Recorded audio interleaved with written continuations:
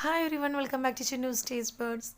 ഇന്ന് ഞാൻ വളരെ ഈസി ആയിട്ടുള്ളതും ഒരു വെറൈറ്റി ആയിട്ടുള്ള ഒരു റെസിപ്പി ആയിട്ടാണ് വന്നിരിക്കുന്നത്. വെറും ഒരു ഇൻഗ്രീഡിയൻ്റ് കൊണ്ട് നമുക്ക് തയ്യാറാക്കിയെടുക്കാവുന്ന റെസിപ്പിയാണ്. അപ്പോൾ അതെങ്ങനെയാണെന്ന് കാണുന്നതിന് മുമ്പ് എൻ്റെ ചാനൽ ഇതുവരെ സബ്സ്ക്രൈബ് ചെയ്തിട്ടില്ലാത്തവർ ഒന്ന് സബ്സ്ക്രൈബ് ചെയ്യണം. അതിൻ്റെ കൂടെ തന്നെ ബെൽ ഐക്കണിൽ ഓൾ എന്നുകൂടെ ക്ലിക്ക് ചെയ്യണം.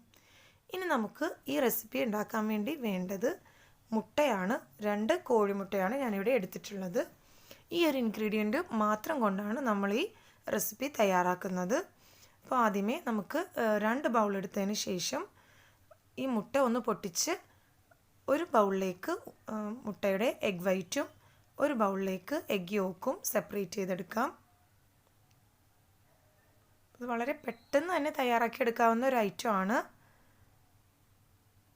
എഗ് വൈറ്റും എഗ് യോക്കും സെപ്പറേറ്റ് ചെയ്യുമ്പോഴും ശ്രദ്ധിക്കണം. എഗ് വൈറ്റിലേക്ക് ഒട്ടും തന്നെ എഗ് യോക്ക് ചേരാൻ പാടില്ല. ആ വിധത്തിൽ വേണം സെപ്പറേറ്റ് ചെയ്യാനായിട്ട്. ഇനി നമുക്ക് ഈ എഗ് യോക്ക് ഒരു സ്പൂൺ കൊണ്ട് നന്നായിട്ടൊന്ന് മിക്സ് ചെയ്ത് കൊടുക്കാം. എഗ് യോക്ക് ഒരു ചെറിയ ബൗളിൽ എടുത്താൽ മതി. നന്നായിട്ടൊന്ന് ഒരു സ്പൂൺ കൊണ്ട് തന്നെ ഒന്ന് മിക്സ് ചെയ്തെടുത്താൽ മതി. ഇനി നമുക്ക് ഈ എഗ് യോക്ക് ഒന്ന് ബീറ്റ് ചെയ്തെടുക്കണം. അതിനുവേണ്ടി ഞാനിവിടെ ബ്ലെൻഡർ കൊണ്ടാണ് ബീറ്റ് ചെയ്തെടുക്കുന്നത്. അപ്പോൾ നല്ല ഫ്ലഫി ആയിട്ട് തന്നെ ബീറ്റ് ചെയ്തെടുക്കാൻ ശ്രദ്ധിക്കണം.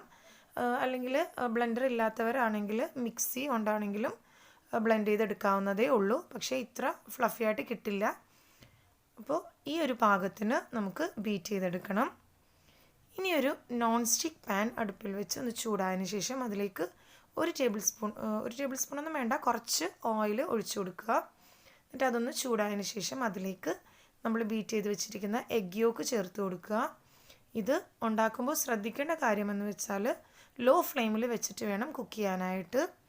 അതുപോലെ തന്നെ ഈ എഗ് യോക്ക് ചേർത്ത് എല്ലാ ഭാഗത്തേക്കും ഒന്ന് സ്പ്രെഡ് ചെയ്തതിന് ശേഷം അതിന് മുകളിലേക്ക് അപ്പോൾ തന്നെ നമ്മൾ ബീറ്റ് ചെയ്ത് വെച്ചിരിക്കുന്ന എഗ് വൈറ്റും കൂടെ ചേർത്ത് കൊടുക്കണം.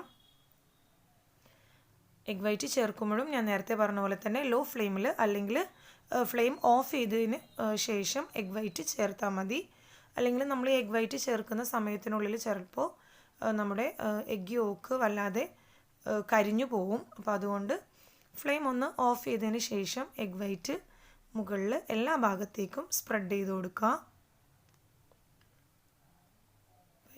എഗ് യോക്ക് നന്നായിട്ട് തന്നെ ബീറ്റ് ചെയ്തെടുക്കാൻ ശ്രദ്ധിക്കണം.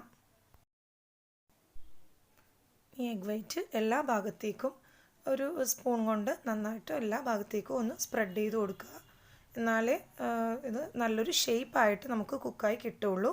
അപ്പോൾ അതിനുവേണ്ടി സൈഡ്സിലേക്കൊക്കെ നന്നായിട്ടൊന്ന് സ്പ്രെഡ് ചെയ്ത് കൊടുക്കാൻ ശ്രദ്ധിക്കുക.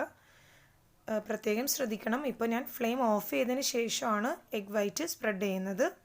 ഇപ്പോൾ എല്ലാ ഭാഗത്തേക്കും സ്പ്രെഡ് ആയതിന് ശേഷം നമുക്ക് ഫ്ലെയിം ഓൺ ചെയ്യാം. എന്നിട്ട് ഈ നോൺ സ്റ്റിക്ക് പാൻ ഒരു മൂടി കൊണ്ടൊന്ന് മൂടി വെക്കുക.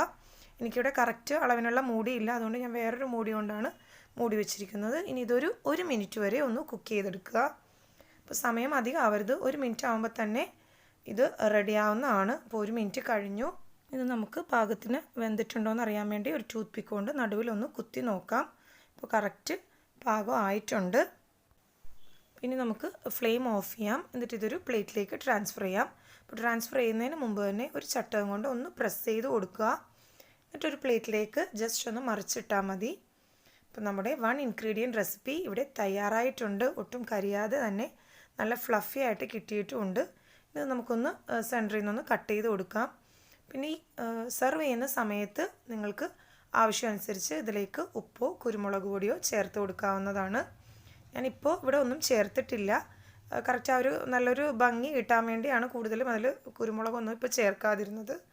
അപ്പോൾ നമ്മുടെ 1 ഇൻഗ്രീഡിയൻറ്റ് റെസിപ്പി തയ്യാറായി കഴിഞ്ഞു. അപ്പോൾ എല്ലാവരും ട്രൈ ചെയ്ത് നോക്കണം. റെസിപ്പി ഇഷ്ടമായെങ്കിൽ ലൈക്ക് ചെയ്യാനും ഷെയർ ചെയ്യാനും സബ്സ്ക്രൈബ് ചെയ്യാനും മറക്കരുത്. Thanks for watching my channel.